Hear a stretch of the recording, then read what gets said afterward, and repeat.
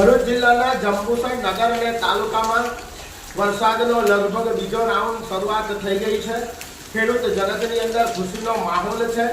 જંબુસર તાલુકાનો મુખ્ય પાક જોવા જઈએ તો આમ તો તુવર અને કપાસનો પાક છે। શંકર કપાસનું આ જંબુસર નગર તાલુકો આમોદ તાલુકાના ખેડૂતો વાવેતર કરે છે અને વરસાદનો રાઉન્ડ શરૂ થયો છે, પરંતુ આ જગતના તાત માટે જંબુસર તાલુકાનો જે ખેડૂત છે એના માટે કૃત્રિમ અને કુદરતી આફતો આવતી જ હોય છે। એવી રીતે જ કુદરતી આફતના ઓળા ઉતર્યા છે।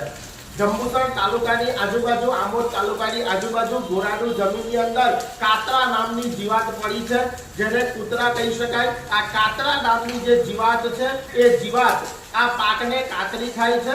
રાત્રિના સમયે ખેતરમાં આવે છે, દિવસે શેડા પર હોય છે અને આ ખેડૂતના પાકને જેને કહી શકાય કે જંગી નુકસાન અને જેને કહી શકાય કે નુકસાન થવાની ભીતિ સેવાઈ રહી છે।